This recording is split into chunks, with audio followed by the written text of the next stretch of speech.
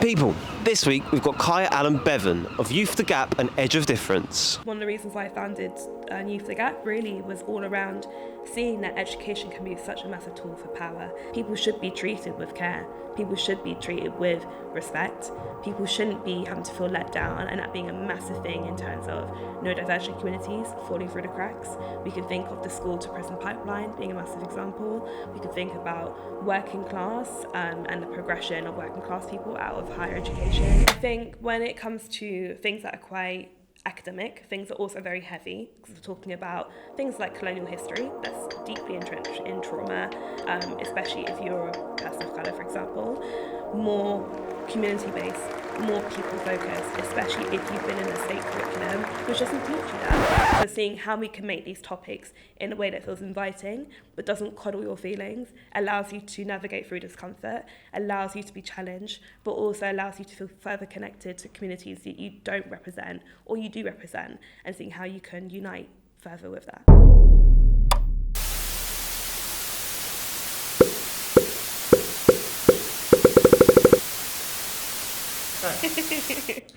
All right. Sorry. Cool. Hi. So, yeah, Kaia, how are you? I'm good. I'm really excited. I am too. Yeah. I am too. And we're in the lovely Brighton today. And what is this building called? It's called Plus X Innovation. Cool. So we're here, and so I'm excited for this one too. I really am. So, cool. Welcome to What's Going On Show.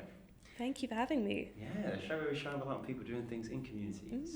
And you yourself are doing something, and we're going to dive a bit into that today. Let's do it. So, cool. A little tradition I got on this show is, instead of me giving you an introduction, I'll just give it straight to you. Ooh. So, who in a nutshell is Kaia Allen-Bevan? Oh, right, let me think of my bio. So I would say first and foremost an activist in racial justice. That's been for the past 6 years now. So very much has been the origins of my background and my story. From that, I kind of wear two different hats. So the director at Edge of Difference, which is a diversity and inclusion consultancy.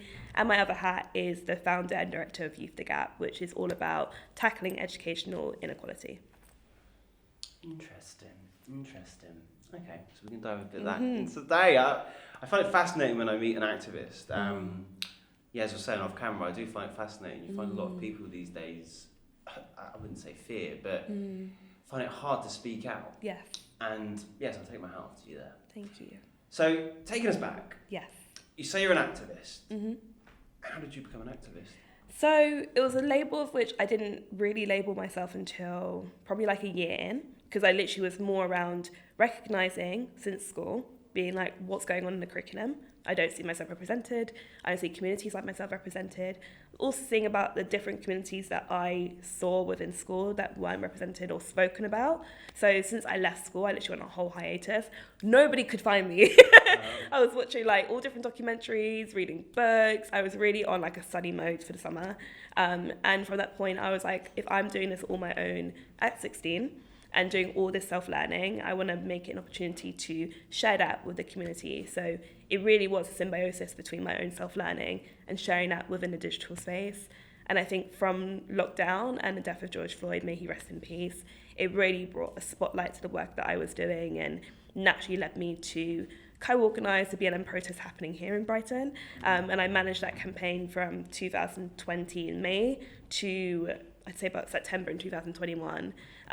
So that really was kind of like the origins of my activism, was seeing how can I bring learning to be more accessible? What does that mean?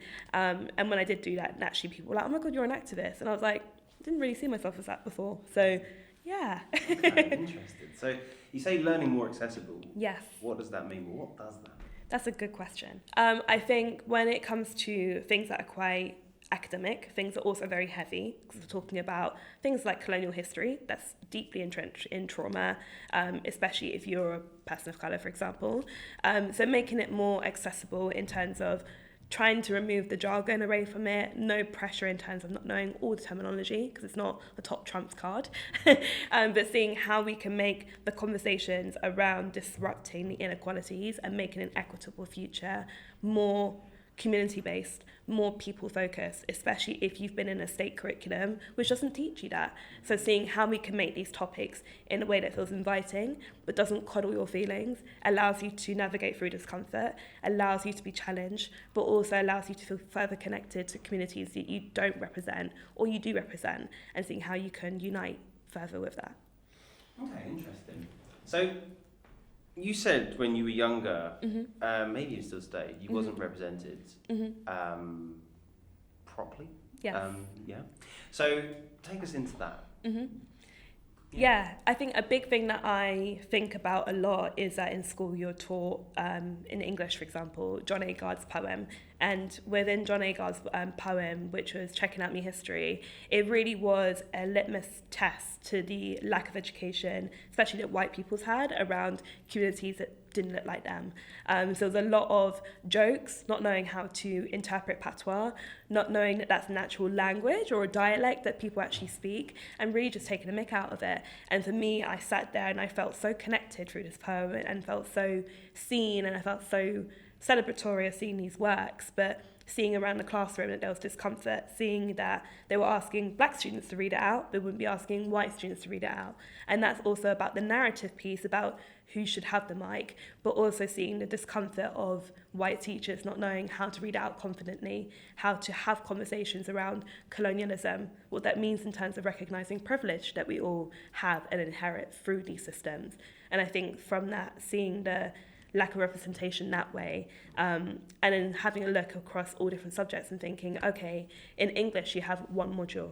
What do we do in October for Black History Month? An odd assembly. When we have a look at maths, are we having a look at the pioneers who are black and global majority, who have massively influenced mathematics and science, and all these pioneers, and I think especially with science, a reclamation of our own healing and ancestry when it comes to medicine and things like that, that's deeply demonized because it's in the West where you're considered to only be within facts and figures, right? And whatever the West deems to be healthy, or whatever it deems to be a deemed practice that is appropriate, actually there's a lot of things that are just entrenched in imperialism and wanting to reclaim and withhold that power. So understanding that, not knowing that terminology obviously at that age, but starting to really question and be curious around that is really what propelled me to want to have more open conversations. So inspiring. Inspirational. Thank you. So for the viewers or the listeners, obviously I know what colonialism and imperialism are, but let's just go into a whistle-stop tour of what is colonialism. I love that question. So colonialism, I think we see it as just, there were black enslaved people and there were white slave masters, right? But when we have a look at a global history, it isn't just black versus white. We have a whole history entrenched with slavery, for example. But colonialism isn't just about slavery. It is about the deliberate actions and want to reclaim land. It could be reclaiming a group of people. Also with that is around the education that's established. So it's the erasure of people's history, the erasure of people's what it means for their culture as well. We're seeing a lot of that in current times with different communities where their literal heritage, their culture is being stigmatized and being completely erased, and that being ethnic cleansing. So a lot of these topics that are very heavy is all a big picture of colonialism, which really is around the further upholding of white supremacy and the redistribution of power, and that being through each and every lens. We can think about power structures, education being one of them, religion being one of them. We can think about how that affects our primary agents of socialization, and that being, say, our parents and our peers and what we inherit and what we believe, and that being socialized through the system. So it's seeing about colonialism as this deliberate efforts, but also how it is very much entrenched today in our everyday actions. So it's like a legacy. Yeah. Big time. I totally agree. I totally understand. Okay, interesting. Yeah, so there's so much from it. Yes. So you say with we'll come on to imperialism, but let's go in. Yeah. So with religion, with education, with power structures, take us a bit further into there. Let's dig a bit into them. Let's dig a bit more into them. So let's start with, I guess, the elephant in the room. Let's start with religion. How does How would you say that? Yes, that's a big one. So I think about Christianity, for example, and that being almost the most dominant religion. And the dominance doesn't come from just anywhere. It isn't just that's the most popular religion. That's come from colonialism. So when we think about trying to enslave a group of people and divide and conquer, a big part of that was religious peace. So before colonialism, we had a massive queer community, for example. We had matriarchal structures. We had a lot of trans people in addition to that, so queer and trans people. And from Christianity, which very much was all about establishing power, not for white women, it was all about white men, because it was all around picturing white women as these pure and innocent beings in order to further gain control over them, but also demonize darker skinned people. So you have the parallel between the way in which patriarchy was very much involved with pushing that agenda, and then also seeing how that also plays into the erasure of different groups of people. So Christianity becoming a massive dominant religion, that means that a lot of religions of which we had pre-colonialism have been erased, or we don't have deep connections to, and that being now on the force of the dominant ideology, which is Christianity. But it doesn't come from just anywhere. It's all about that colonial force. So Christianity has a lot to answer for, I think, for that. And I think especially in terms of how scripture has been misinterpreted, and how it means that even now there's a lot of complicity around recognizing injustices. So Basayo speaks about a lot of this, and seeing how Christianity really is all around Jesus being somebody who was with the people, somebody who was black and brown person, who was all around championing the most marginalized groups in society. But it has been misinterpreted as if he was this white representative of God who very much was this idyllic being who was basically a martyr. That's not who Jesus was. Jesus was somebody who's a protester. He was somebody who was outspoken and therefore crucified for speaking out. But if we think about the teachings of the Bible and you want to really bring that down, it should be around bringing people up to power and to think about how we can challenge. But now it's deeply trying to regain that power of the people by trying to stop them from being complicit. So, yeah. So you yourself, I'd be shocked if you are you religious? No, spiritual. Okay, spiritual. So what do you mean by spiritual? So I think we all represent the wider force in like the universe, and we all are representatives of this higher being, whatever we call it. And you can put whatever name you want to it. It could be Allah, it could be God. We can think about all the different names that people have. And I think from somebody who used to be Christian to then shifting to a spirituality, and I think also navigating the fact that I am also queer, and I think seeing that I was once in a church that really, it came out during lockdown, that they were not supportive of queer people, even though they had queer people in the space. I was like, this feels a little bit odd. I should not be here. So I think for me, the spirituality is all about that deep connection to source, to this higher being, and knowing that I'm a representative of them and that we all are. So we should be treating each other with love, compassion, respect. We all should be therefore striving for a world where we all can just exist and not feel like some people can just merely exist and some people have to suffer as their point of entry of existence. It should be everyone should be existing in love, everyone should be existing in care, everyone should be in peace, but that's not the reality of everybody. So therefore I see my spiritual journey very much informative in terms of my like social justice practice, right? And thinking, okay, so if I'm spiritual and I recognize everyone is a representative of this higher being, regardless of what we call it, I therefore treat you with love and respect. And love and respect also means I challenge you. It means I invite you to difficult conversations. It means that I'm able to hold space for you to share your feelings if I've done something wrong, or vice versa. And I think it's all around seeing how spirituality is not just this, practice where you go down and you get your crystals and you just, you pray and you get tarot cards out. It's not that. But seeing how these practices further aid you to being a better person. I hear that. Yeah. I do hear that. Okay, so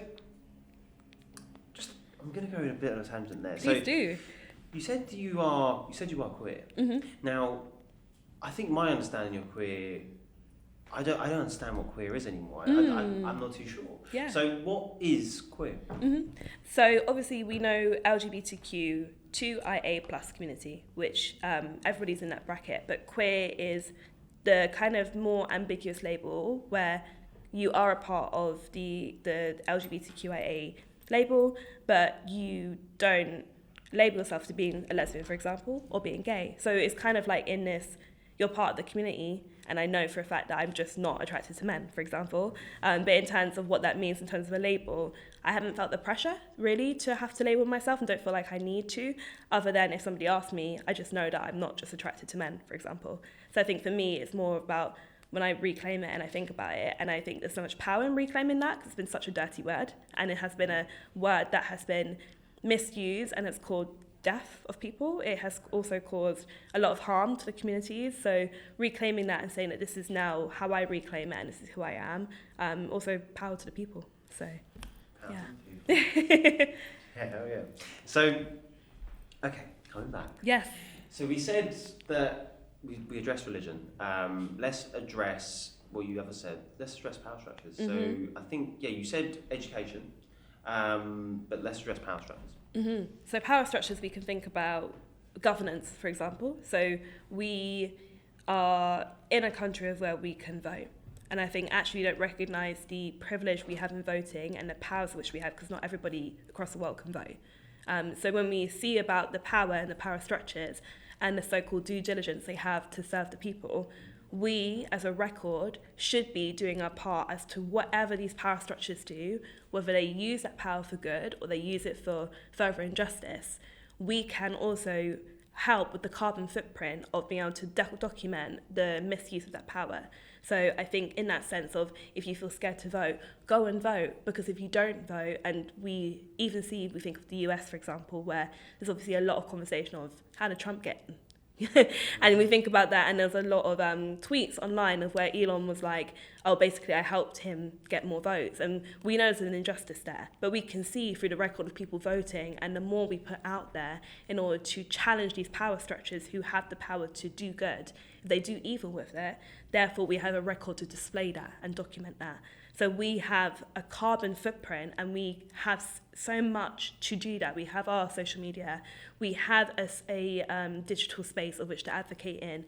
We can therefore document it, and it being a digital archive with photography and videography. So all these things add up into challenging these power structures, which can be governance. It can be those higher powers in place to see how they can use that power to make sure it truly serves the people. And if it doesn't, we can therefore look back in history and be like, okay, so they haven't done it here. They need to be held accountable. Yeah. So how effective do you think that's been, or how effective do you think that is currently in the world currently, like across the sphere? In terms of power structures? Yeah. Or I'm all around giving power to the people, I think. And I'd love to live in a world of where there's a lot more horizontal structure in that respect, where it isn't just these isolated individuals who can take the power and governance and do what they like with it. I think there's a lot of which to be said of which we have in like earlier societies where there was a lot more balance between that demonstrated that can be achieved. So it's not saying it's not effective, but we're seeing a lot of injustice at the moment, and that being a lot of anger, mistrust. I think especially now with all of the Labour Party, and that being a massive failure, and that being a massive mistrust and therefore failure of their promises in terms of what they wanted to set out to achieve, and where they've actually further stigmatised and taken the power away from the disabled community, for example. We can think about the attitudes towards Palestine and other global genocides and injustices of which they are not answering for. And I think it's interesting to see him in the relationship between Trump and also with the emergence of Nigel Farage, where there's almost like a who is it here we're trying to trust? Is Labour actually what they are setting out to achieve, or is it just a replication for another party? So, yeah.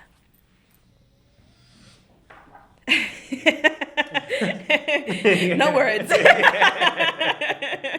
words, yeah, honestly. Okay.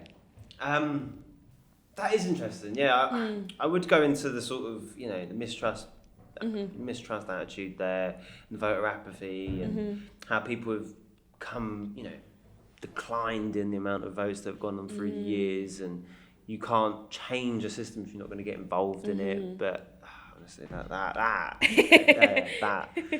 Okay, cool. So that's power structures. Yeah. Let's go to the education system then. So that was one of the things that really motivated you to get to where you are today. So let's go into it. Yeah, I mean, I think one of the reasons why I founded Youth the Gap really was all around seeing that education can be such a massive tool for power. And when you go into education, from education, you're in it for such a long time. It can be from the ages of 5 up until higher education, which could be 25. Heck, it can even be further than that. So you're in such a big period of time where you're going through such massive stages of your life, such levels of learning development and personal development. So when we recognise that, and you recognise it's a personal journey through this system, people should be treated with care. People should be treated with respect. People shouldn't be having to feel let down, and that being a massive thing in terms of neurodivergent communities falling through the cracks. We can think of the school to prison pipeline being a massive example. We can think about working class and the progression of working class people out of higher education. We can think about even black young people getting the highest grades in, say, primary school and then into secondary school, but that not being a progression into the workplace. So we see it in terms of the amount of injustices of which are isolated, and I think of even just the emergence of Andrew Tate and a lot of misogynistic content, and there being a lot of digital concerns around how that means in terms of translating to education, the emergence of AI. So there's a lot of things which you seem are political, but actually it's political because it represents the times. So if education is not up to date with that and is not equipped to have conversation, to have tools to challenge, to have tools to educate, then young people are left to feel isolated. They're left to feel depressed. We can see the amount of mental health scares on the rise because of the further alienation of young people within education. And I think especially with the impact of bullying. Bullying, I think we see it as almost like everyone gets bullied, or there's some group of people who don't kind of deep it as much. Bullying can have such massive consequences on the young person. It can cause death. So it needs to be treated with the concerns that it does have. So I think for me, I found in Youth the Gap in wanting to challenge this power structure because it does have the power to change. It does have the tools ready, but the tools are also in the origins of education coming out of getting just workers into the workforce. Now we don't want just workers in the workforce. We need people to feel like they're psychologically safe in this power structure. We need to make sure that people feel like they're ready to go out into the wider world. And that actually is not the case. We can see the amount of young people who leave education who don't get a job until 3 years later. And it's nothing related to their industry. So we think about in terms of the trajectory of a young person for education now, and it's so deeply outdated, and it is a concern. So I really want to challenge these inequities that if we don't tackle them soon, it can be on the rise, and some things can be things that have consequences for future generations. So, all valid points there. yes, Very important points as well, to say the least. So, one of the things that really rung out to me there was the school to prison pipeline. yes. What is that? So we actually did. DR, who is our knowledge exchange and education lead, he did a whole kind of infographic on this, which we've put on our educational platform. And it's all around the young people who fall through the cracks, which if we look at the social characteristics behind it, black and brown young people, working class young people, or underclass young people. We can think about those who are deeply stigmatized in society, and we can think about LGBTQ youth who could end up in homelessness, for example. And it's all around the failures of where young people often are stigmatized in education. You can be labeled this problematic young person, you can be labeled a naughty kid, and therefore it creates a self-fulfilling prophecy where the young person ends up in from, it could be from exclusion, therefore to prison in years to come. So if young people aren't treated within liberatory education kind of tools and practices, the young person will fulfill this prophecy of which the school system has set up through their own journey and through them being labelled. Nothing other than that. I think from me being in education, the most young people who are naughty is because they are traumatised. It's because they're hurting. It's because they're confused, because they're isolated. And it's not to demonise people in education or teachers because the tools and the funding is limited, the time, the resourcing is limited. But when we think about the impact of words and behaviours, I've seen many teachers who have been the biggest buddy for young people and create a self-fulfilling prophecy and can lead a young person to feeling like it's the only journey they can be on. They can't be believed. My dreams are are futile because I am this naughty kid and that's all I can be. So when we think about labeling this young person, they will be going through this journey. And as teachers who are in this, almost like a second parent to these young people, if we are not acting as agents of, no, you can do better.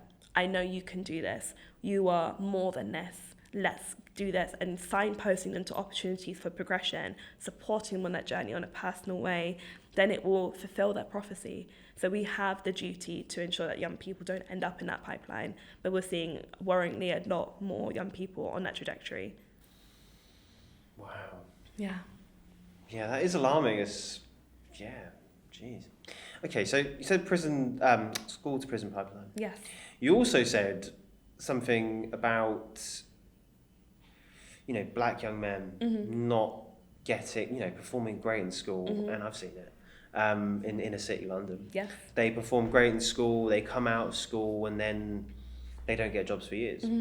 Now, what are some of the factors then, do you think, why they can't get a job? So when we think about this young person who's come out of education, so now they're entering the workforce. When we come to the workforce and we talk about this significant difference, it can be even the simple thing of a name. So if you have a name that is considered to be Western or white, you're 4 times more likely to get a job. Just off the back of your names, you're more likely to be gone from just simply an applicant to getting an interview. So if you have a name that's considered Asian or black and global majority, if it's black, you're 4 times less likely to get a job, especially if it's a African considered name. If you're somebody who's Asian, you're 2 times less likely to get a job. And then we think about those social factors in mind. A big thing is a barrier for black women as well, where you've got the patriarchy involved with that. And there's a massive kind of uproar at the moment around women's experiences in the workplace, whether it is that progression into just simply getting an interview. And the questions you're asked in the interview is very different to a male going into an interview, where it could be, say, are you thinking about having kids in the next 5 years? That already sets you apart, because if you say yes, then they're not really going to be likely to hire you, because they're thinking at some point you're going to leave. If you think about maternity and young women who declare that they're pregnant in the workforce and therefore next minute signing an NDA, and that being a massive failure because your workforces don't want to be holding accountable and be paying somebody for their maternity pay and supporting young women in the workforce. So we think about it, it's the social inequalities at play, which therefore translate to a workforce situation. So it is no wonder if we've got young people in education who are being stigmatized because of these social characteristics, that will therefore definitely play out in the workforce. It could be simple things, a name, it could be the way in which you look. Hair is another massive factor, especially if you're a young black woman. I think the Hair Act and the way in which Dove has done its campaigning around young women who've had to take their braids out, you have been asked to leave and you can't. And that's the same thing of in school. If you're in school and you have braids, you're probably going to end up in exclusion until you take it out. That translates to the workforce. So there's a lot of mirroring between the workforce and the education system and how the inequalities are the same, just the systems are different. So, yeah. You said the Hair Act. Yes. Has it been passed and everything? Yeah, so it was, I can't remember how many years ago now, but it started off first in the US and it came over to the UK, and it was campaigned heavily by Dove, and it was all around the Crown Act. And the Crown Act was basically around tackling hair discrimination, and whether that is particularly for black women in particular. So whether it is you come in and you have locks or you have braids or you just get your hair done simply, not only are we talking about the microaggressions that you face in the workforce, and that can be micro insults, it can be micro invalidations, it can be micro exclusions. We think about those microaggressions to the more extremes of you're not coming to work until you take it out. And that being a massive factor. And actually it wasn't considered law, I don't think, up until 2015. So you think about all this time of where young women have been deeply frustrated within the workforce because of the exclusions that they're facing, and basically just blatant racism in just another way, where they've just been excluded and therefore marginalised and therefore have traumatic experiences in the workplace. So. Wow. I never knew about the Hair Act. I knew that was an issue in the workplace, but I didn't know it got addressed, and that's, I guess, positive in its own light. Yeah. Okay, so we've listed off some stuff there. Yeah. Let's take us back then. Yeah. So we said about imperialism. Mm-hmm. So that's colonialism, whistle stop tour. Now, imperialism, Give us a whistle-stop tour of that. I love this so much. So all about the narratives really of the empire, and there was a lot of really just blatant lies around what the promises of the empire was. We can think about Windrush, for example, being a massive promise to the people to come over, please come rebuild our country. We need you, you'll be granted citizenship, where we're still paying up until 2015 for the back payments of slave owners. So slave owners were getting pay off the back of young people coming to the country. So when we think about the empire, it's all around the false narratives, and also that coming from colonialism. So if I think of, say, back home in St. Lucia for me, the amount of pictures of, right, proud to be, you've got the Queen's picture on the walls, you've got the British flag, and the kind of footprints and scars left from the colonialism, that being within the country, and therefore you're thinking that if I go to the UK, I'm going to get better working conditions, I'm going to get a job, I'm going to get a home. So it disrupted families. So you had, say, mothers and fathers over in the UK, whilst young people being raised by their grandparents. And then, therefore, them having to wait and being confused and thinking, hang on, so how come I'm not seeing my mum? Mum's over in the UK. Don't worry, in 5 years' time, you can come over to the UK. When really the parents had to lie and say that it's really great over here. When really all they were facing was exclusion. You couldn't get a house. You couldn't get a job. When you're walking down the street, you'd be spat on. And you think about all these things, which was the false promises, all around the promises of coming over to rebuild the country, which is deeply financial. We're seeing a massive mirroring for international students, where international students are promised to come over. Please come to our university. We love you here. You come to the promise of bringing more money to the economy, and that being a massive mirroring to the narratives of the empire. Please come and help us rebuild the state of our country by coming and getting a state-led education. And when they come here, they do not get the state benefits of which people get. In fact, if they declare for benefits, it is considered a crime. So when we think about these things, it's the same narratives of this empire of please come over here because we need your money. And that's all we see it is an object of our desires and our financial gain. And that's all we have been limited to. So it really is about how the empire storytelling has been deeply entrenched from colonialism and how that's impacted communities like ours. Yeah. Didn't know your solution. Yes. Hold tight. I'm half solution. Yay! We love to see it. So that's great. So that's very interesting. Mm-hmm. That's very interesting indeed. So let's go a bit into the Windrush. Yes. And for those who don't know what you just said what it is, so we don't have to describe that. But we were feeling it. Okay, that's where I was getting with that. So the narratives of the rulers, let's say. Yes. Let's try and dumb it down. So then it was obviously come make our country great. Yes. You said that's changed now, but how would you say it's changed over the years to current day, and have we seen improvements? In terms of what context? In terms of make our country great.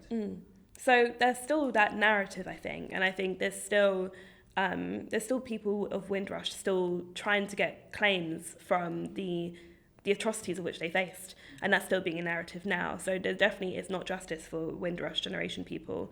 I think there's been a massive downplaying in terms of the amount of trauma that they went through and the amount of failings that the British Empire did, really. So I'd say that there really hasn't been a sense of justice over the situation. If anything, there has been a deliberate downplaying and squashing of the truth, because it's deeply embarrassing. It's embarrassing for you to invite people over and not treat them with respect, and it's being a deliberate effort for you to do so. You promised people across the globe that if you come to our country, that you will be given British citizenship. You are not considered a British citizen as soon as you stepped on this shore. That was not the case, and that still is now. So if we think about the massive rhetoric around refugees and asylum seekers, for example, that is a massive example of the narratives of the empire still being entrenched, where you have a fear that apparently 0.2% of the population is going to be taking all of your jobs and all of your homes. That doesn't make any sense.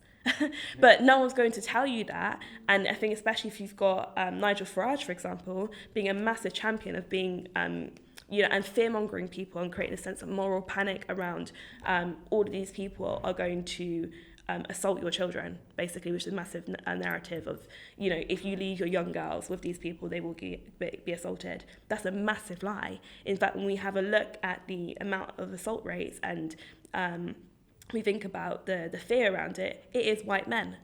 So it is deeply inaccurate. So we think about the narratives of the empire that is still deeply entrenched today, and we're seeing manifestations of far-right nationalism. We're seeing the state of fascism, and I think that actually is a signalling to the fear of the empire crumbling. And when the empire is crumbling, what it does is tries to lash out its last tools to try and take back that empire. So it is the virtue signalling and the small messaging around women's bodies, for example, and trying to reclaim women's bodies to be smaller and thinner. And that comes back to mirroring to World War II times. So we think about the narratives of what the history is and how it replays itself and remanifests itself. We're just seeing recessions of it, and we are just seeing repetitions. So I would say really it really has not changed. It just is playing itself in a different colour of the same card. So it's just the same deck, just playing at different cards. Wow. So this goes through that. So yeah, same card. Yeah, playing itself different cards. Yeah. So, but my question is, I mean, we addressed, the people in power right now that they haven't really got a hold in the country, and that we're all questioning, and we've lost, faith, and we've got a mistrust there. So, the question I'm sort of going for is, if the empire is lashing out and it is breaking down and it seems like it's coming to an end, who or what group could then take on the country? It's funny when we say group, because it doesn't have to be a group. It could be us, right? And I think we are so used to seeing a group of people take over and power being redistributed in that way. But how can we think of and reimagine a future where power is just redistributed to communities? And it doesn't have to be. I think there's a lot of positive and a lot of excitement around Zara Sultana and Jeremy Corbyn, for example, forming this new party. That's a massive signalling of, I think it's 300,000 people since I last checked, signing up to be like, yes, we back this party. That's a massive excitement. But we could also imagine a future where that can coexist with power being redistributed to the communities, which are doing it anyway. We're just doing it on a grassroots level, but we just don't have the recognition of we have power from this, and that to do it. So we can think about when the empire crumbles, it isn't just about a new group taking over and that being more of a liberatory future, because we've seen that time and time again, and it's proven not to be liberation. We can think about maybe it isn't just a group. We can think about how about if we just had these ordinary people governing things, having conversation. And that's what it should be. It shouldn't be just there are these few people representing these communities, which often don't, in the House of Commons, talking about issues that concern the communities they have no clue about. It should be the very people that are affected by these issues being in these places, having conversation and being heard. That's where the power lies, and it's that redistribution, and it is that reclamation. Out of the people, yeah. I mean, that's my big question then. So, reading between the lines, we don't need government, or do we? I think I'd like to see a future we don't. Okay. So giving power back to the people, I mean, how could that... You say it is starting, because a lot of people could argue as well that, yeah, we don't need a government. No. We've never needed one. We know what we want. We never have to... When was the last time a lot of people have gone to the local MP and asked for something? Very, very, very minor. So, yeah, I mean, how then, in your opinion, could we go about starting to rid of government, giving power back to the people? It is starting, but how could we encourage that more? I think of even recently, I think the disability movements around their rights being taken away is a massive example of what proactive movements could look like. So there were a lot of people who literally went to their MPs and rang them up all on the same day and said, I want to have a meeting with you. I think even before then, a lot of people didn't know that was a thing that they could do. They didn't know that if there is a concern or a petition or a conversation happening, you can ring them up and you can demand a conversation because that's your legal right. A lot of people don't know that's a thing. So what they did, they rang up and they met with their MPs. A lot of the MPs, they turned around and they were like, actually, I don't know why this is being passed. And actually didn't know the issue that it was concerned about. And that is concerning. If you've got people in power who have no clue what your issue is, but have the power to take away your rights, that's unconstitutional. That is the empire in the making, because it's all around concerning rights around you that they have no clue about, but it's all about maintaining their sense of power and making sure it is deeply boxed in. So I think a big thing is when we have a look at trying to take away or redistribute power, is seeing where it's concentrated. So if it's concentrated in these people, well, let's shake it up and make sure they're doing their due diligence. So when it comes to things around, even say Palestine, for example, it's probably been the most proactive movement that we've had in a long time, because we're starting to see, especially on a humanitarian level, no one should be starving. Nobody should be in bones and dying, you know? And I think from seeing these images, there is a massive uproar, and there is now having to be so much public pressure on these MPs where they actually have to do things last minute. So now it's trying to try to recognise Palestine as a state. You know, as much as that doesn't make sense, which we had a conversation about, it is that public pressure, because the public has demanded there is something. Even with Palestine Action, now they have just given legal action for them to challenge them being registered as a terrorist group. That is a massive signalling around that public pressure, around what it means to hold power and for that to be representative of the people. Because I think for a long time we sat there and we thought there's nothing we can do. But that's very much allowed people to get away with doing injustice, because they therefore can say that, well, the public doesn't have an opinion. No, the public is too scared to declare an opinion because they're too scared to be labelled as such, because they've seen other activists being labelled. They've seen very people being pushed to the front lines and now they've taken the consequences for speaking up something that's goddamn right. So when we think about it, we should all be in numbers and we should all be in uproar, because if we allow certain people to therefore be thrown into the fire with these people in the name of activists, that's not activism. That's you just throwing people in the name of your fear. What we should be doing is standing up and thinking, you know what, I'm going to show up in every way I can. Let me see what it means today to disrupt the motions of the empire. What does it mean to challenge it? And yes, we've got to make, you know, just the everyday living. But if we want to reimagine a world that we want a liberatory future, we want an equitable future, what does that mean in terms of everyday actions? And I spoke about it in my TEDx, I think 3 years ago now, and all around what it means for revolution. And revolution, we think of the French Revolution, right? We think of we're up in arms, we're ready to go on the front lines, we're ready to be in blood and war. That's colonialism. That's a narrative of the colonial state that we have inherited. It is not that. That's maybe a part of the result, but it is not the movie where you've got this almost like this main character energy, and by the end they're able to take on the world, you know? It's not just that. It takes the everyday actions of us leading up to that moment. So if we are not doing that, and that's an everyday requirement, then there's no point thinking about the liberation in that one essence, because there's no one being a part of it. So we should be in the everyday motions, being like, you know what, today I'm going to do this. You know what, let me check, see, even say my pensions. Where is the money going with my pensions? Let me switch it to an ethical fund. Where is my bank? If I am with Barclays Bank, let me change it today. So seeing about who holds these power, who makes this money, how can we redistribute it? Because the empire feels it most when it's about money, because that's how they run the world. So when we think about redistributing money, that's where also the change lies. So, yeah. This whole... Oh my god. A revolution. Where's the Tracy Chapman? Okay. Cool. So taking us back out of there ever so slightly. So yes. How would you say then social media has... Well, how would you say social media aids the narrative of the empire?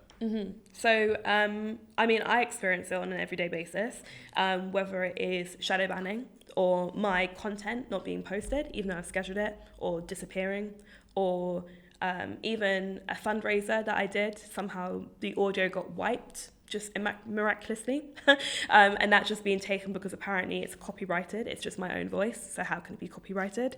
So there's a lot of, and I think we're seeing a massive concern with this, obviously, with Elon Musk, and with people that I've known who've worked in Meta being also very confused around who runs Instagram, for example, and I think being a lot of control around what is being posted, and what is being platformed is content that just makes money.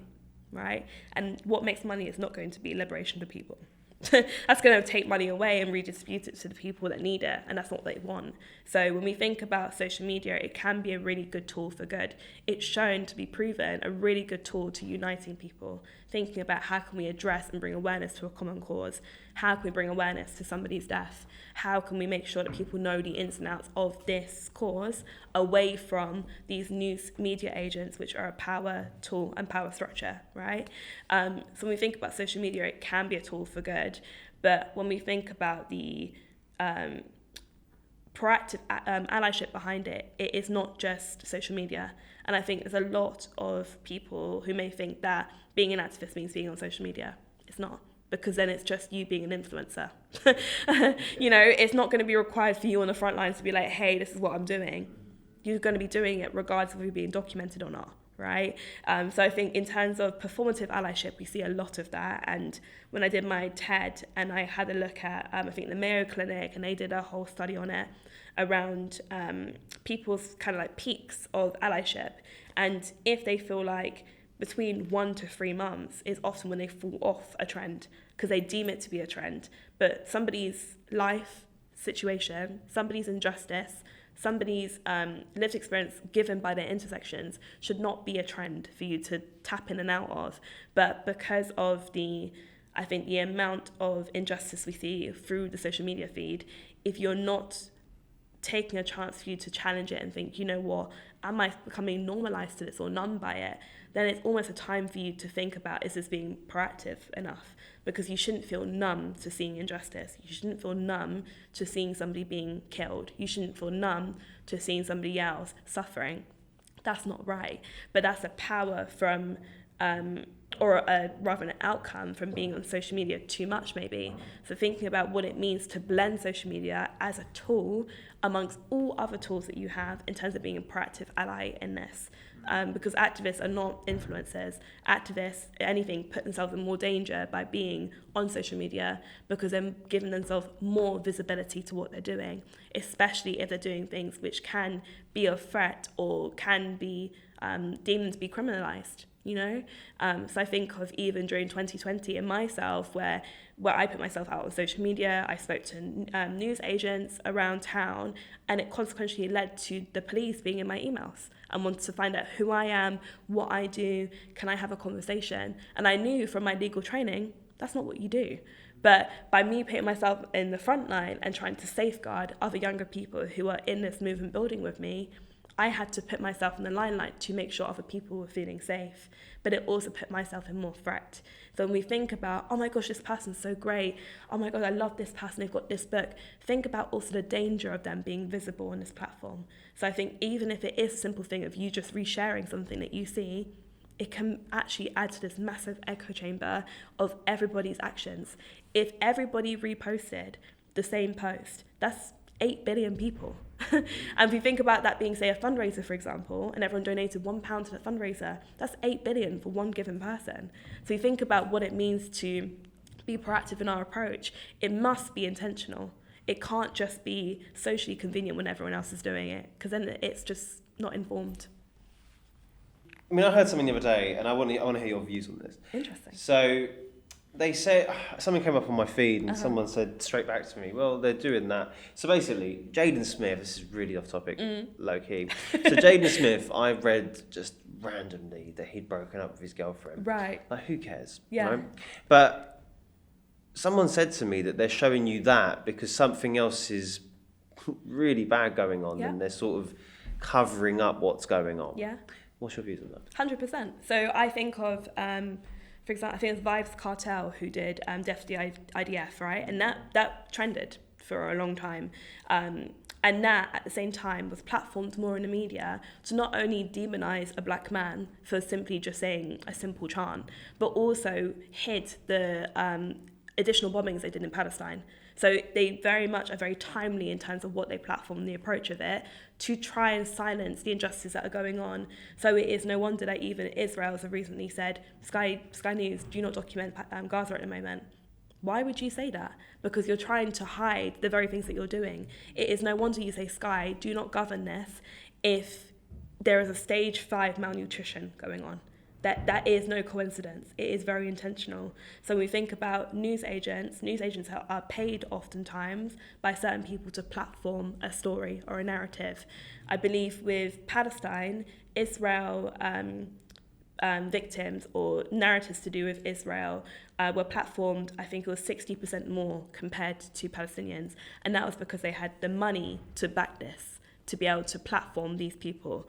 So when we think about the tool of the media, I encourage people to listen intently, listen carefully, because what is being platformed and what isn't. If we think about what is the very things, if you hear the same thing over and over again, it confirms your bias, just confirmation bias, right? So when we think about the bias that we have and the psychology behind it, if we have that bias, are we digesting media that's intentional? Are we doing it in a way that is critical thinking in mind? Because it doesn't mean that it's fact. But the whole thing about the empires, whatever's being platformed to you, please consider this fact. I challenge it first and foremost because I think, what other sources are there? Who's writing it? What is their history of what they've written before? If there's starting to be patterns that I'm starting to see, okay, let me look elsewhere. Because there must be another narrative out there. There must be a different story. So when we think about what is being platformed, most probably there is going to be an injustice somewhere else, or there is going to be something that's covered. So it's almost no kind of wonder that at the moment there's a lot of coverage of the Epstein case, because it's very timely in terms of all of the humanitarian crises that are going on. Not to say that it's obviously a very devastating case and it's important for it to be platformed, but it's no wonder that it's starting to make more headlines than it is compared to Sudanese people being starved, people in Gaza being starved, people in Congo being in the mines and being starved and facing a genocide. So it is no wonder. So I really encourage people to question and think, okay, why is this being platformed, and the consistency of why it's being posted. So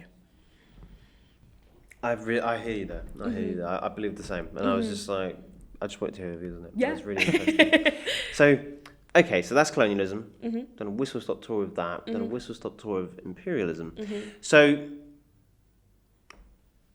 we understand why you founded Youth the Gap. yes. So what's currently going on with Youth the Gap? And what are we to expect? So we, at the moment, we're very grateful to be working with a local school in Brighton. I'll keep it anonymous for now, but we are doing an anti-racist audit with them. So that is having a look at benchmarking where they're at with anti-racism, what that means in terms of actions, and specialising an action plan with them. And for the next 2 to 3 years, delivering out that action plan, and that being completely no cost. And that being also delivered all by us. So it means that there's no heavy work on teachers, which are almost a key kind of like pain points that teachers have and educational kind of stakeholders have whenever they want to bring something in. Is it going to cost us something, and what is required from us? So we really pick those 2 pain points and think, okay, how can we do it where it is literally no cost or very little cost, or how can we take the workload off? So we make a weightless approach. So very excited to be doing that, and we're about to launch this out to schools in Sussex and also up in London, so starting to broaden our reach. We are currently we've just kind of somewhat finished a tour with our TEDx speakers, because we're very grateful to collaborate with TEDx Brighton this year to bring down all different youth speakers who are very much activists, very outspoken, and giving them a platform to speak and therefore have that label. And we've just stopped that fundraising tour, but we are currently in discussion around bringing it out to Bristol and Manchester and all different places to bring the concepts of TED into the communities, because a big thing for us was making sure that the information is always accessible. Yes, there is YouTube and you can go and watch it, but the power lies and the change lies in having those conversations, right, and unpicking it. So we fundraise for Sister Space, and we fundraise for Queers for Palestine as well through that, and we continue to do that through different initiatives as well. We've got so many events coming up. Oh my gosh, I always can't keep count. But it's going to be lots of fundraising, and there's also talks of us hosting some kind of conference into next year. So that's kind of like hush hush. But it'll be exciting because it will be something that I've wanted to attend for a while, but recognize that maybe it just needs to be led by the right people. And I feel like I'm trying to put people together at the moment who are going to be co-creating it with me.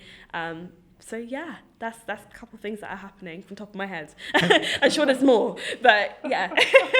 That's amazing. Thank you. I look forward to hearing more about that. So that's where the future lies, really. Question I ask a lot, which is really odd, but do you plan? You plan, right? Mm-hmm. So how many years ahead do you plan? That's a really good question.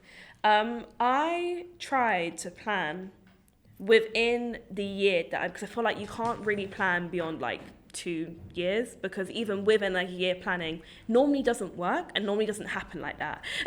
But I love to be able to set like goals and achievements in terms of, okay, what do I want to get out of this year? So what really helped is when we address funding, is that naturally you have like targets to somewhat reach, right? So within those targets, naturally I was like, okay, I would ideally like to onboard somebody. I'd love to have a youth advisory board. I'd love to have a board of trustees. And I think centering the love within it allows me to approach it also with compassion and not pressure. Because I think when we set targets all the time, we think, oh my gosh, I haven't done it, and therefore I feel really bad about myself. But if we do that, there's no point. So I approach it with compassion and think, okay, if we can get there, that'd be great. I'm very grateful to say we've done it ahead of target. And I think that's because of the approach that we've had. So yeah, I try to plan within like every 3 months and think, okay, within 3 months, where are we at? Where are we going? And the trajectory of it, what's that forecast for the next 3 months? What's that forecast for the year ahead? Does it look like we're on a journey? And I think especially with our values in mind, does it stick to the values of which we have? Because I think setting those values is where we don't go off course, because you may be well-intentioned, but doesn't mean it lands right. So yeah, allows you breathing room to evaluate that. I get that. Well, congratulations on that. Thank you. Yeah, fascinating. I always ask that question because, myself, I plan. Like many people, but I'm just curious to see how people do it. Love that. So, okay, cool. So we've addressed those issues. We've addressed. We've gone in there. We really have. We have gone there, and I thoroughly enjoyed that. That was really good. So just touching on, I guess, briefly then. The Brighton. Yes. Let's touch on Brighton. Okay. So what is the landscape of Brighton in terms of equality and being inclusive of people of colour? It's interesting because there was a report that just came out around, and it's called Class Divide, and they're all around trying to break the barriers between like the class division, right? So like working class, middle class, and upper classes. And they did a report where they found that young people, we are ranked one of the lowest for young people's progression in terms of out of Brighton. So I think it was out of 536, I imagine, and I think we were ranked 524. And that's in the whole of the UK. So when we think about Brighton being highlighted as this place of opportunity, and it's so cosmopolitan and it's so welcoming and inclusive, and we have a look at the inequalities, there's a massive kind of gentrification and a lot of pocketed areas where they are suffering the most. Where I used to live in Whitehawk is a massive example of that. It's council estate, it's young people who have been demonised pretty much from earlier conversations that we had, who are told that they are the naughty kids and they will not progress out of their lives of just having kids and, not having a job. And that's, if they don't have alternative views in terms of that's all they can achieve, that's what they will do. So I think just with that, in terms of the inclusivity impact, there's a lot of diversity and inclusion initiatives. And I think Edge Difference that me and Mo have, our directors of, is one of them. But I think in terms of the lived experience of people, I think there's one thing that is, we do this, but I think there needs to be a lot more community efforts in terms of what does it mean to be diverse and inclusive in building community? What does that mean in terms of collaboration? Are we gatekeeping? Are we making sure that communities are heard? What does it mean in giving power to people? And I think that also lies with seeing how the council can also maybe do more with the community in that respect. So I think in terms of Brighton, it is getting there, I think.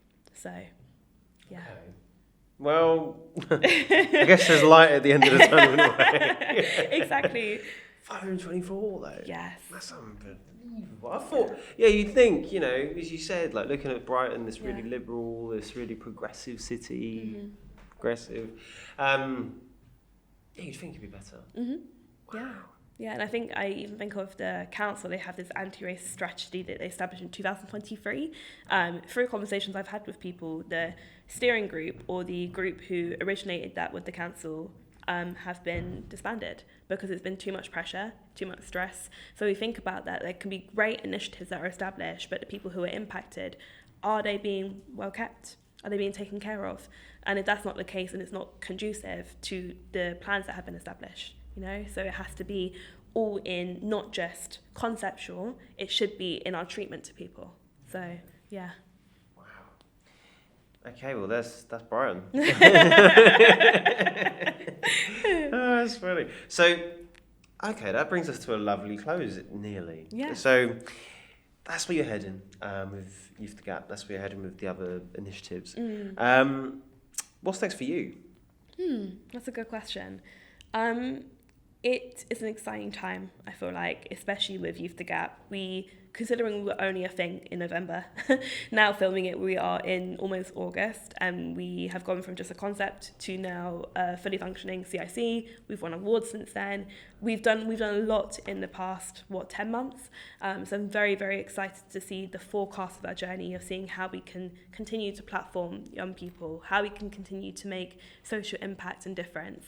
And I think we'll start to see that more when we're working with a lot more schools as well. And I think I'm really excited for the events that we host, because I think whenever people come, it seems to be that they leave feeling nourished and refreshed and also challenged, which is a big thing that we want. So I think in terms of what's coming, it doesn't feel so concrete in terms of, this is what's coming, there's a book deal and a podcast, like the rest of it, I think it's the sort of thing where the energy of it feels very promising. I think in terms of the future ahead for myself, it feels very promising, and I'm very excited. And I think that excitement lies in knowing it's not just for myself, and in knowing that my journey has always been about not me. My concern of this is not myself and what I'm doing. It's all around making sure that communities I represent are championed, that I'm making waves and pushing open doors for other people to walk through. I want to see people thrive. I want to see people in platforms in places where they wouldn't be before, but we have been able to push through that door together to get them there, and I'm very, in 6 years in now of this whole journey, it's very great to be here and to be able to see the impact that we all collectively have made, because it's not just myself, it's co-created efforts. So yeah, in terms of the energy, it feels exciting, and I'm very excited for what comes next. Well, that's really positive. That's amazing. Thank you. And I guess that brings us to a lovely close on this part. And Thank you. It's been a pleasure talking to you today, it really has. And likewise. It's been amazing as well, because I think about these topics a lot, and it is good to have a chat with someone who is full sending, and gets it. I love that. Yeah. So, we'll put a pin in it there, and I'm really looking forward to seeing what happens next. Thank you. And we will be following closely. Yeah. So, all right, cool. So we'll put a pin in there and catch you in part 2. Thank you. All right, lovely. Hi, welcome to part 2. Hi. So this is the part where we go out into the street and we ask a question. Nice. So with this video, obviously you don't know what the question is, which is always exciting. Yeah. Now, feel free to stop it at any time. Feel free to watch it to the end. Feel free to do what you want, really. Without further ado, let's crack on with part 2. I've made that my saying recently, and I think it's a bit cringe, but I'm dabbling it down. We'll work with it. Okay, sure. Okay, so cool. I shall bring. Oh gosh, don't mind me. I'll just bring this in a bit. Now you can just pause it when it's playing, just with the space bar. I'll move this out of the way for you a bit, so you get a bit of access. Thank you. And you see that, right?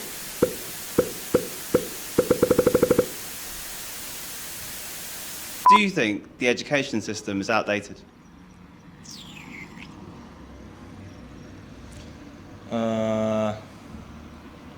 No, I don't know. So I think if we're talking like for a kid that fits into the box of what we think is normal, I think the system's fine. But I think what we're seeing is more and more kids to not be fitting within that box. And so if you look at it from that perspective, I think we maybe need to have a look at educating kids in ways that suit them rather than suit what we would define as normal or the majority. Do you think the UK education system is outdated? Yeah. Go on. I think the curriculum is, a lot of it's based on more historical things, and we don't keep up to date with like modern stuff. Hear it. What about yourself? I don't think schools are trained enough to help kids that are underprivileged. Do you think the UK education system is outdated? I mean, I've only been here for about 3 years. Okay. I'm from Malta. We do have a similar education system. I think that in the UK people do GCSEs. Yeah. We do O-levels back home and then A-levels both here and there. So I think I'm kind of used to it, but obviously I haven't gone to school here. I did do my master's here though at University of Portsmouth. I think it's quite good. I mean, I don't know if it was because it was a master's, sort of we were more of a smaller group, so we got a bit more attention.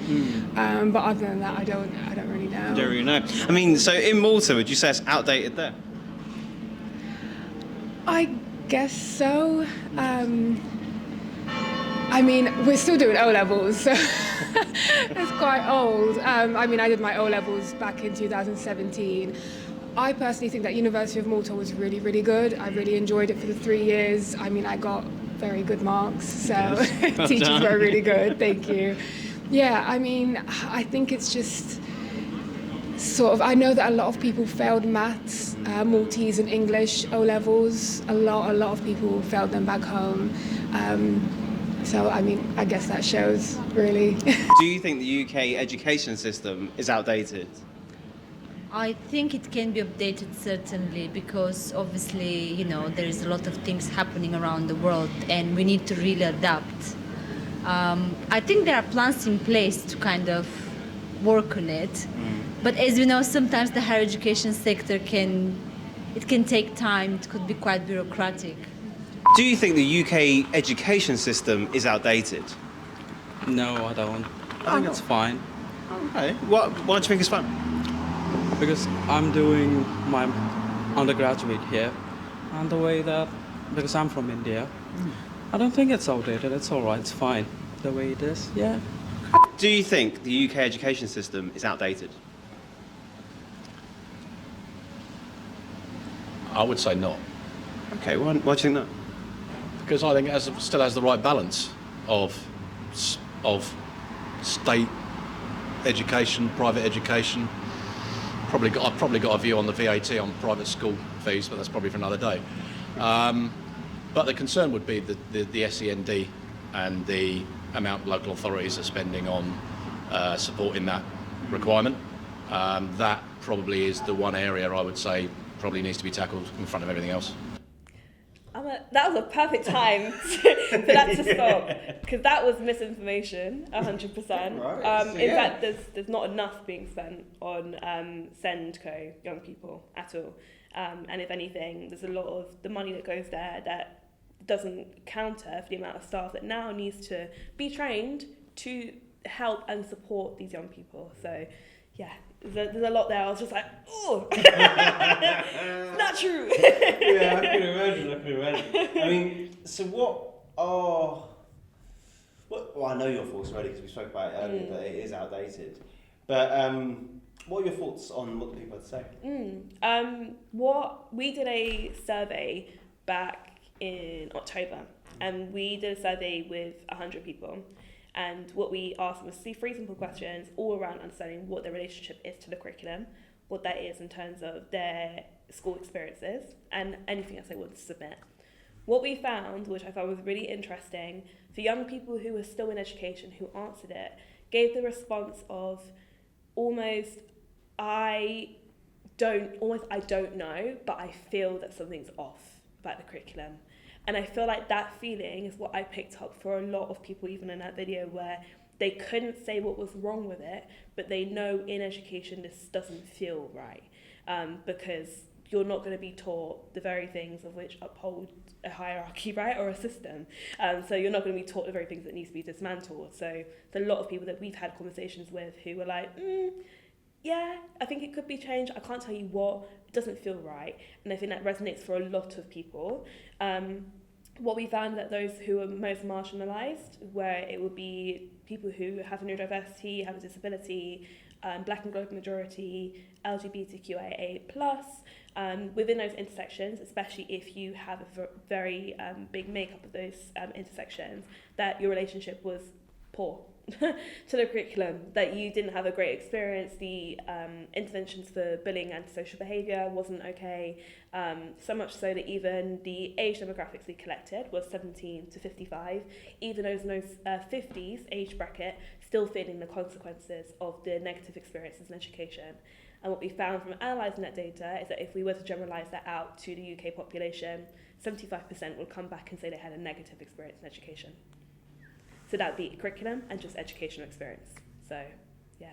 I think within those kind of attitudes, I thought, it's a lot of you, I can pick up the uncertainty here.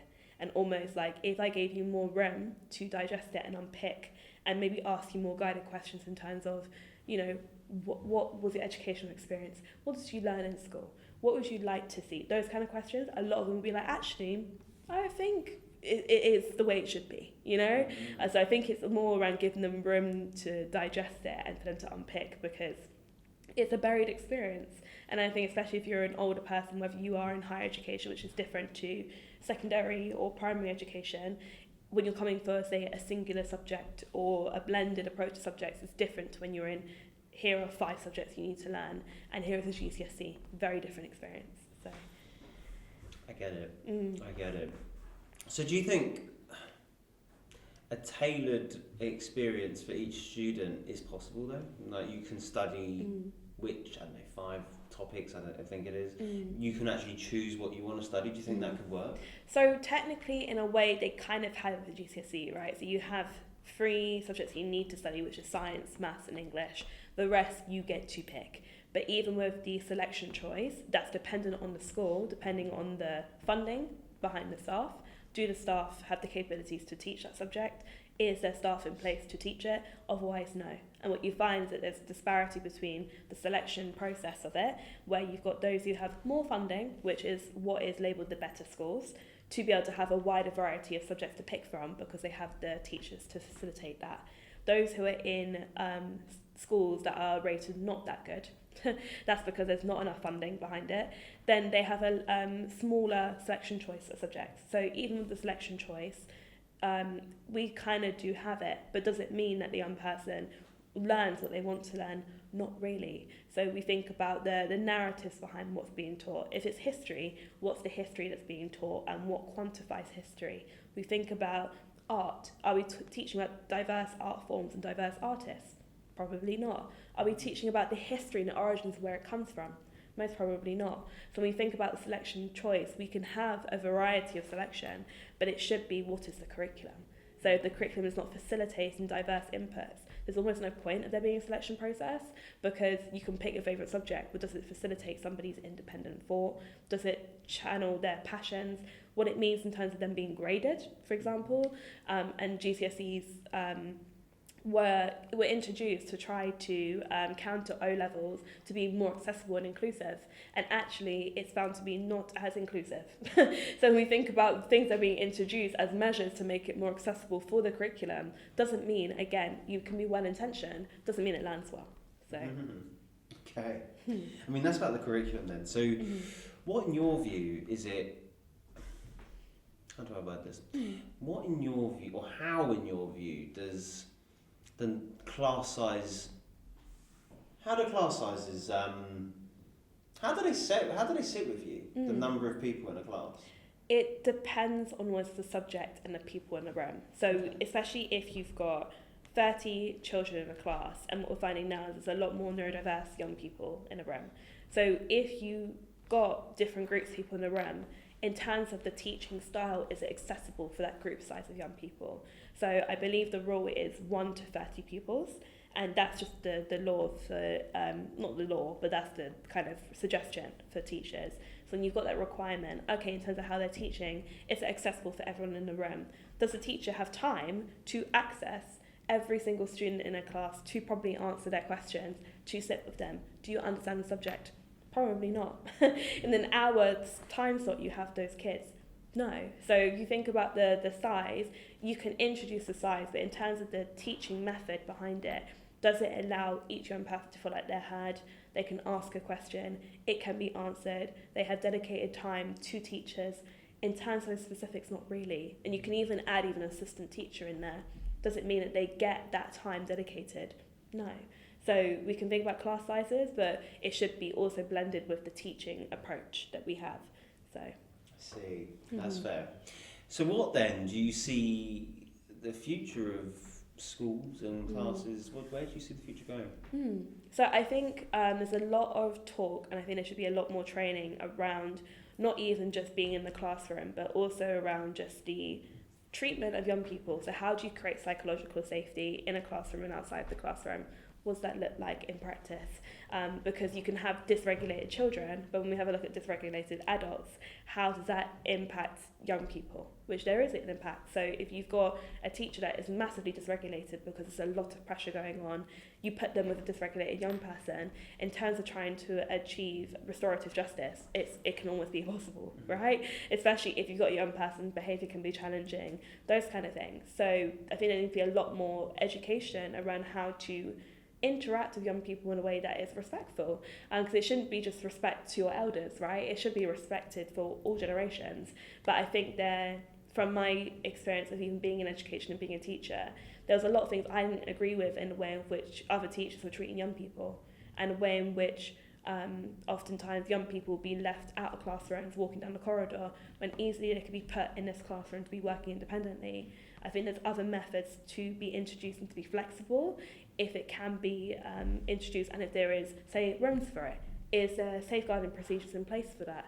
So I think when we have a look at the future of it, it should be an analysis and almost a bird's eye view in terms of the policy, the framework, how that impacts the way in which people are taught, what are the values that are established, do the teachers understand the values, what does that mean in terms of the interaction for the young people, do the young people understand the values? So it should be this whole kind of communion around what is expected. And I don't think there is enough of that, where a young person comes in and needs just simply the rules that are set. Okay, so are young people involved with the co-creation of that? Do young people understand what that means? In terms of the practice, do they see that demonstrated through role models, and the role models meaning the teachers? If the teachers aren't role modeling the behaviour they're expecting the young people to be exhibiting, there's almost no point, because you're going to get rebellion from young people being like, hang on, but so-and-so was horrible to me earlier, so why would I give them respect? Why am I being required to give an adult respect when my elder can't respect me? So there should be that sense of communion around all of these frameworks in place. That does make sense. I agree. Mm-hmm. I get you. I agree. So, I mean, you said off camera earlier that you didn't go to uni. Yes. I find that cool. I find that really cool, because a lot of times these days, especially people in the sphere that you're in, the educational sphere, you find a lot of people go to university and further education, or higher education, whatever you want to call it. Now, why didn't you? Yeah, so for me, I wanted to wait also to see what my grades said. So the options on the card was I could go to Goldsmiths, which was my first choice, or I could wait and see if I can go to Oxford and Cambridge. That was a pathway I could have gone down, but I wanted to wait and see, okay, these are my options. I could even just reply next year. But then I was like, you know what, let me throw myself into work, because it's not going to be skills I'm going to learn in education, I'm going to learn from work. And I learned so much. My first role was a youth worker, so you can imagine the amount that I did learn in the year and a half that I did that. And in that time I was building my portfolio anyway, like I was doing public speaking, I was recognised more and more so as an activist and an advocate, did a TEDx talk during that time. So I think as I built my portfolio around all these things I was interested in, my passions, I didn't really need to go in the end, because I didn't see that actually what was it going to facilitate for me? Was it going to facilitate job pathways?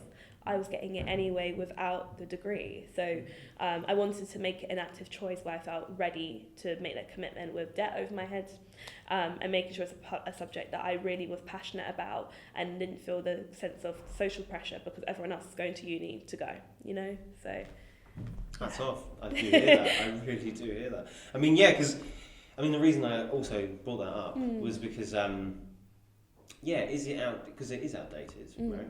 But if you don't need it, is there any point in going through it? But apparently nowadays, you're obliged to go until your end of A-levels, is that correct? Yes, yeah. It's unreal. Anyway, that is a whole different stuff. Should you be... Because I remember when I was going to school years ago, you could leave when you reached the age of 16 and go straight into work. But now you're kept against your will. Yeah. Some food for thought for those in power, who knows? But okay, cool. Yeah. So any last thoughts on the video, or any other thoughts on the video? I think the discussion around private. I don't agree with privatizing schools. I don't think that should be a practice. I don't think there should be a differentiation between, because it just then creates a sense of meritocracy in a way, and the myth of it of, if you can afford it, you can get a higher education, you can get a better education.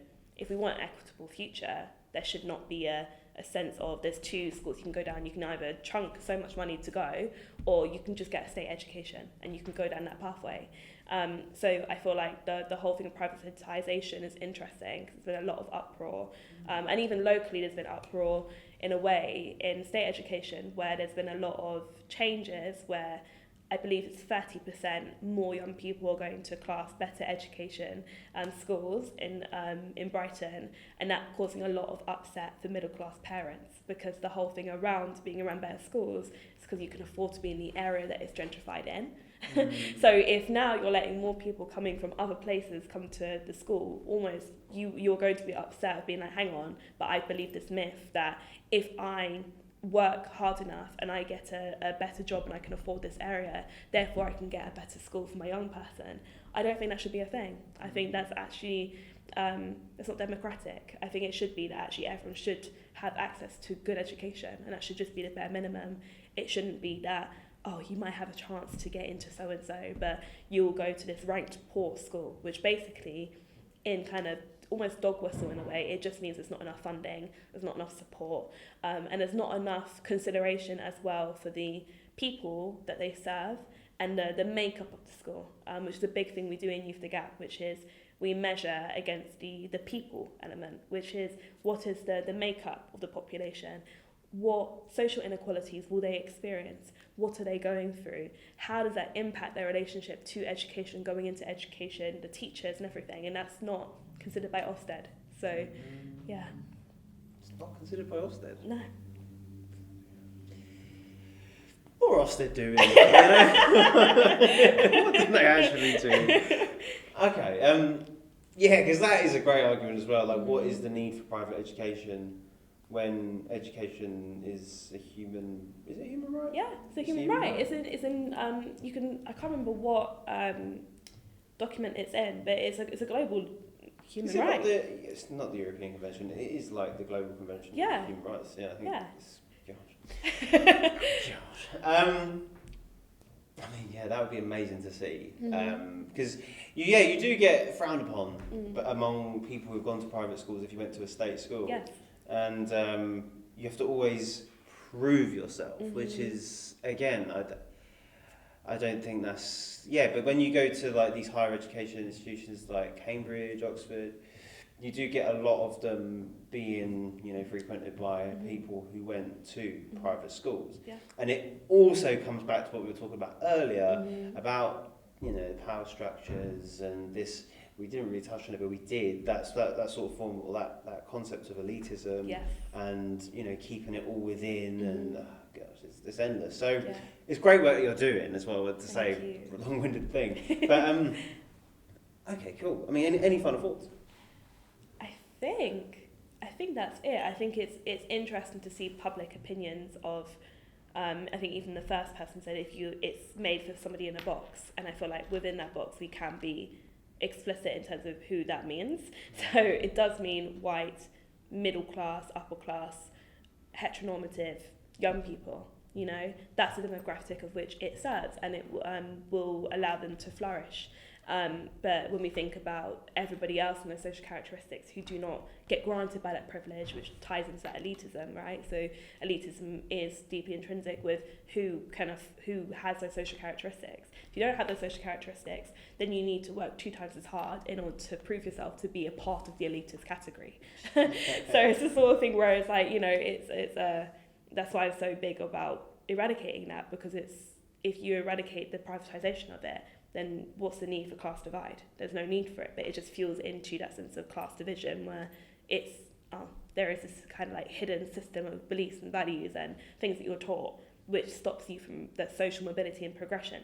That's the only thing that's stopping it. That's futile. So it's the sort of thing where when we think about who it benefits, it's important for us to label social characteristics because it allows us to see where the power lies and the privilege that people have in order to have those positive experiences.